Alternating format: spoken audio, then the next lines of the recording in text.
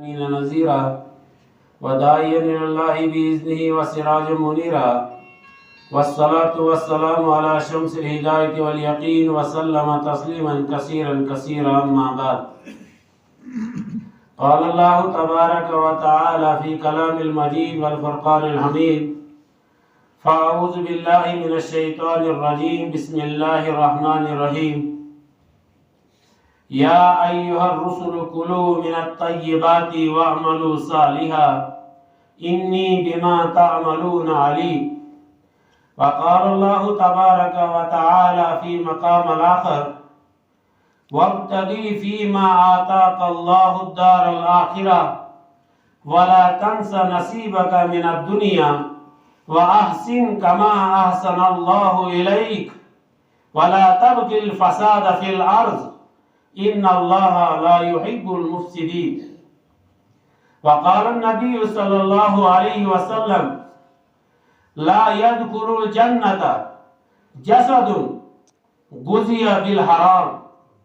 وقال النبي صلى الله عليه وسلم: سيأتي زمان لا يبالي المرء ما أخذه من الحلال والحرام.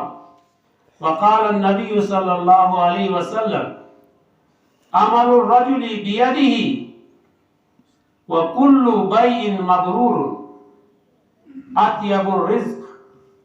صدق الله العظيم وصدق رسوله النبي الكريم ونحن على ذلك من الشاهدين والشاكرين. ربنا تقبل منا إنك أنت السميع العليم وتب إلينا يا مولانا إنك أنت التواب الرحيم. نبی کا نام لینے سے میرا بھی نام ہوتا ہے. نبی کا نام لینے سے میرا بھی نام ہوتا ہے. انہی کے نام کے صدقے میرا بھی کام ہوتا ہے. میں بیمار محمد ہوں، دوا کی کیا ضرورت ہے؟ میں بیمار محمد ہوں، دوا کی کیا ضرورت ہے؟ درود پاک پڑھتا ہوں، مجھے آرام ہوتا ہے. پڑھے بھائی اللہم صلی علی سیدنا محمد وعلی آل سیدنا محمد وصحاب سیدنا محمد وآل بیت سیدنا محمد وازواج سیدنا محمد وبارک وسلم علیہ. محترم حضرات اور سامعین کرام، میں نے آپ حضرات کے سامنے جو پہلی آیت کریمہ پڑھی ہے،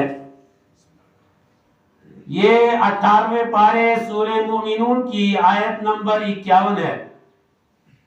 اور دوسرے نمبر پہ جو آیت کریمہ میں نے آپ حضرات کے سامنے تلاوت کی ہے، یہ پارہ نمبر 19 سورہ قصص کی آیت نمبر 77 ہے. اور پہلے نمبر پہ جو میں نے حدیث پاک پڑھی ہے، یہ بہقی شریف کے اندر ہے. اور دوسرے نمبر پہ جو حدیث پاک پڑھی ہے، یہ بخاری شریف میں ہے. آپ صلی اللہ علیہ وسلم ایسے دور کے اندر دنیا کے اندر تشریف لائے کہ جو گھٹا ٹوپ اندھیرا تھا. کسی حلال کی تمیز نہیں، حرام کی تمیز نہیں، انسانوں کی تمیز نہیں، جانوروں کی تمیز نہیں. انسانیت کا تو نام و نشان ہی نہیں تھا. درندہ صفت لوگ دنیا کے اندر مبعوث ہوئے تھے. دنیا کے اندر درندہ صفت لوگ رہا کرتے تھے. ایسے عالم میں جب تاجدار مدینہ محمد عربی صلی اللہ علیہ وسلم دنیا کے اندر تشریف لائے تو آسمان سے زمین تک نہیں بلکہ آسمان سے تحت الثری تک امن و سکون کا ایک پیغام مل گیا.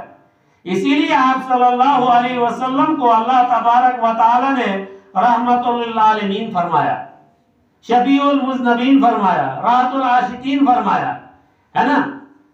تو آپ صلی اللہ علیہ وسلم چونکہ پوری دنیا کے اندر رحمت بن کے آئے ہیں، اس لیے جو بھی کام، جس بھی وقت، جس بھی مقصد کے لیے، جب بھی، جس دن، جس ہفتے، جس سال، جس گھنٹے، جس منٹ میں ضرورت تھی، ہر کام کے بارے میں اللہ تبارک و تعالیٰ کے یہاں سے آرڈر آ گیا، ایک بل پاس ہو گیا، ایک لائحہ عمل تجویز کیا گیا.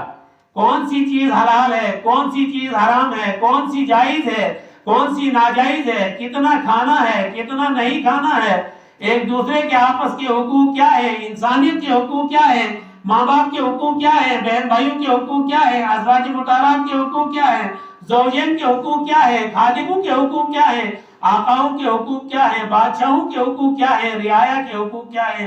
تو ان تمام کے لیے اللہ تبارک و تعالیٰ کے یہاں سے ایک لاہ عمل تجویز ہو کے دنیا کے اندر تشریف لائے. جیسے کہ آپ حضرات کو معلوم ہے کہ قرآن کریم کے نازل ہونے سے پہلے آسمانی تین بڑی بڑی کتابیں نازل ہوئی ہیں اور بہت سارے صحیفے جو نازل ہوئے ہیں، جن میں تورات ہے، جن میں زبور ہے، جن میں انجیل ہے، صحیفے موسیٰ، صحیفے آدم، صحیفے نوح، صحیفے شیس وغیرہ وغیرہ دنیا کے اندر تشریف لائے ہیں. وہ بھی ایک گائیڈ لائن تھی دنیا کے اندر انسان کو زندگی بسر کرنے کا طریقہ اور ضابطہ، رنگ اور ڈھنگ، طور اور طریقہ بتانے کا. اسی کے ضمن میں تاجدار مدینہ محمد عربی صلی اللہ علیہ وسلم جب دنیا کے اندر تشریف لائے تو پھر جب آپ صلی اللہ علیہ وسلم کو نبوت کے تاج سے سرفراز کیا گیا، پھر آپ کے اوپر 23 سال یعنی 23 ایئرس یعنی 23 سال مسلسل قرآن نازل ہوتا رہا. جس وقت جس چیز کی ضرورت تھی، کبھی قرآن جو ہے دن میں نازل ہوا، کبھی رات میں نازل ہوا، کبھی دھوپ میں نازل ہوا، کبھی بارش میں نازل ہوا، کبھی آندھی میں نازل ہوا، کبھی سفر میں نازل ہوا، کبھی حضر میں نازل ہوا، کبھی بیماری میں نازل ہوا، کبھی تندرستی میں نازل ہوا، کبھی خرید و فروخت کے وقت نازل ہوا، اور کبھی خطبہ دیتے ہوئے بھی نازل ہوا. یہاں تک قرآن کریم نازل ہوا ہے. ایک موقع پر نبی کریم صلی اللہ علیہ وسلم خطبہ دے رہے تھے تو تجارت کا ایک قافلہ باہر آیا، تو جب لوگوں نے صدا سنی صاحب نکل گئے تو قرآن نازل ہوا. اسی اعتبار سے اب جب دنیا کے اندر انسان آتا، اس کو کھانے کی بھی ضرورت، پہننے کی بھی ضرورت، سونے کی بھی ضرورت، مکان کی بھی ضرورت، دوائی کی بھی ضرورت، اور زندگی گزارنے کے ہر شعبے میں اس کو ضرورت ہے. تو اللہ تبارک و تعالیٰ نے ہر شعبے کے اندر رہبری فرمائی. اب جب سب سے پہلے کھانے کا نمبر آیا تو حضور صلی اللہ علیہ وسلم کو ارشاد فرمایا گیا کہ یا ایھا الرسل، رسول جو ہے رسولوں کی جمع ہے، یعنی تمام انبیاء علیہ السلام کو اللہ تبارک و تعالیٰ نے پاک چیز اور صاف چیز کھانے کا حکم فرمایا تھا. اور پاک اور صاف سے مراد ہے حلال چیز. کون سی چیز؟ جس کو شریعت فرماتی ہے کہ یہ چیز حلال ہے وہی حلال ہے، جس کو شریعت فرماتی ہے یہ چیز حرام ہے تو وہی حرام ہے. اس لیے آپ صلی اللہ علیہ وسلم کے پر قرآن کریم نازل ہوتے ہوئے اس آیت پہ پہنچا یا ایھا الرسل، کہ اے رسولوں کی جماعت، کلوا من الطیبات، کلو تو کہہ دے کہ کھاؤ، جمع کا صیغہ ہے کہ کھاؤ خوب عیش کر کے، کیونکہ رسول بھی جمع آئے تھے تو کھانا بھی تو سب لوگوں نے ہی تھا. اس نے کہا کھاؤ لیکن پاک چیزوں میں سے، وَاعْمَلُوا صَالِحًا، اور کام کرو لیکن نیک کام، بھلے کام، اچھے کام، جن پر آپ کو دنیا اور آخرت میں شاباش ملے. جب ہمارے سامنے کوئی بچہ اچھا کام کرتا ہے ہم کیا کہتے ہیں؟ بیٹا شاباش یہ لو ٹافی، بیٹا شاباش یہ لو بسکٹ، بیٹا شاباش 10 روپے مجھ سے لے لینا، کہتے ہیں نا جب اچھا کام کرتا ہے. تو اسی لیے بتایا وَاعْمَلُوا صَالِحًا إِنِّي بِمَا تَعْمَلُونَ عَلِيمٌ. بتایا کہ ایسا نہیں ہے کہ میں نے تم کو حکم دیا نیک کام کرنے کا اور بس اسی پر میں رہ گیا، اب مجھے یہ معلوم نہیں آپ نے نیک کام کیا نہیں کیا، اچھا کیا نہیں کیا، ٹھیک کیا نہیں، کہ ایسا کچھ نہیں ہے. جو بھی آپ کام کریں گے، جس بھی شعبے کے اندر کام کریں گے، جس بھی زمانے کے اندر کام کریں گے، جس بھی زندگی کے لمحے کے اندر کام کریں گے، انی بما تعملون علیم. علیم ایسی صفت ہے کہ وہ جاننے والا جو کوئی نہیں جانتا، ورنہ تو ہم بھی جانتے ہیں. مثال اپنا گھر جانتا ہوں، میں اپنی بھیڑ بکریاں جانتا ہوں، اپنی بھینسیں جانتا ہوں، اپنی دکان جانتا ہوں، اپنی ڈیوٹی جانتا ہوں، اپنا سکول جانتا ہوں، اپنا نام جانتا ہوں. لیکن یہ مراد نہیں ہے، بلکہ علیم سے مراد ہے وہ چیز، کہ وہ چیز جاننے کی جس کو اللہ کے علاوہ کوئی نہیں جانتا. شوہر اور بیوی ساتھ میں بستر پہ لیٹے ہیں لیکن بیوی کو معلوم نہیں کہ شوہر میرے بارے میں کیا سوچ رہا ہے، اور شوہر کو یہ معلوم نہیں بیوی میرے کے بارے میں کیا سوچ رہی ہے. ایک ہی گھر میں ماں اور بہن ہے، ماں اور بیٹی ہے، باپ اور بیٹا ہے، کسی کو کوئی خبر نہیں ہے. ہر آدمی اپنے اپنے روم میں ہے، کیا سوچ رہا ہے. اگر ایک ہی بستر پر ہے تو بھی نہیں پتا چلے گا کیا سوچ رہا ہے، تو کرنے کی تو دور کی بات ہے. لیکن اللہ تعالیٰ نے ارشاد فرمایا انی بما تعملون علیم، کہ میں جاننے والا ہوں، تم اچھائی کرو گے، برائی کرو گے، نیک کام کرو گے، بد کام کرو گے، برائی کرو گے، کسی بھی کام کے اندر آپ کرو گے، میں نے آپ کو کام کرنے کا اختیار دیا ہے۔ یہ زمانہ جو آپ کے پاس ہے، یہ زمانہ آپ کے پاس امانت ہے۔ موت کی ماں کی گود سے لے کے قبر کی گود تک کا زمانہ ہر انسان کے پاس امانت ہے۔ اللہ تبارک و تعالیٰ نے یہ وقت دیا ہے، اللہ تعالیٰ نے یہ امانت ہمارے پاس دی ہے، اور اللہ تبارک و تعالیٰ اس امانت کے بارے میں آخرت میں ہم سے پوچھیں گے، فلاں دن میں، فلاں گھنٹے میں، فلاں منٹ میں، فلاں سیکنڈ کے اتنے والے حصے میں تو نے کیا کام کیا تھا ذرا بتا۔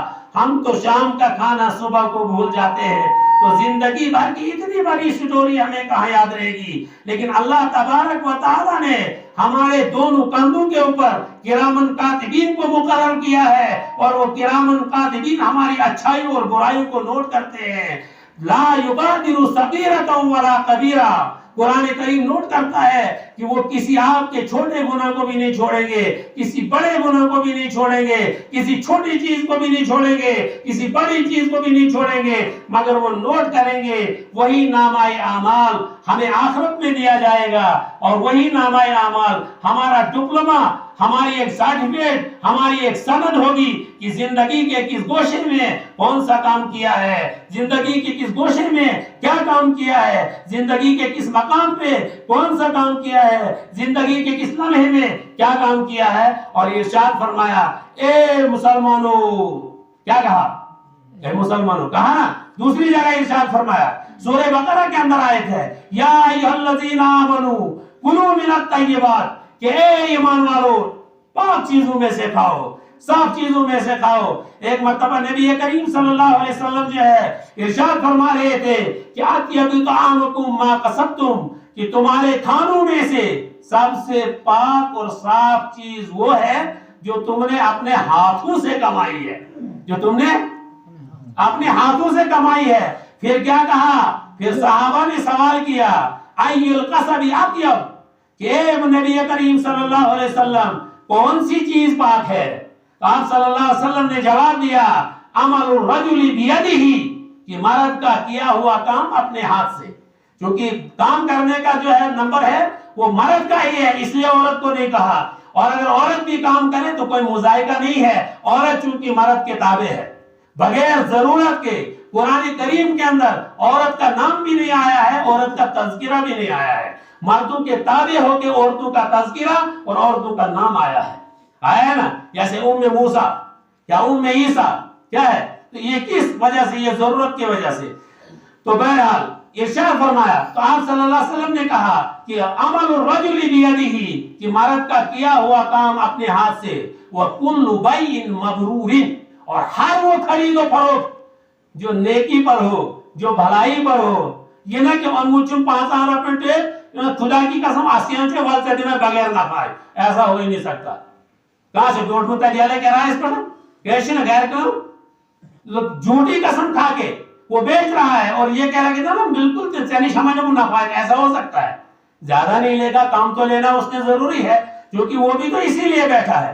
تو کہتے ہیں کل بیع مبرور، مبرور سے مراد ہے سچا، التاجر الصدوق۔ پہلے آیت میں نے ایک دن پڑھی تھی آپ کے سامنے کہ سچا تاجر قیامت کے دن نبیین کے ساتھ میں ہوگا، سید صدیقین کے ساتھ میں ہوگا، شہداء کے ساتھ میں ہوگا، اور صالحین کے ساتھ میں ہوگا۔ کس کے ساتھ میں؟ صالحین کے ساتھ میں ہوگا۔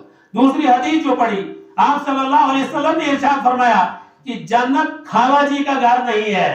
اللہ تعالیٰ نے دنیا بنائی، عالم برزخ بنایا، جنت بنائی، جہنم بنائی، لیکن اس سے پہلے ایک ضابطہ بنایا۔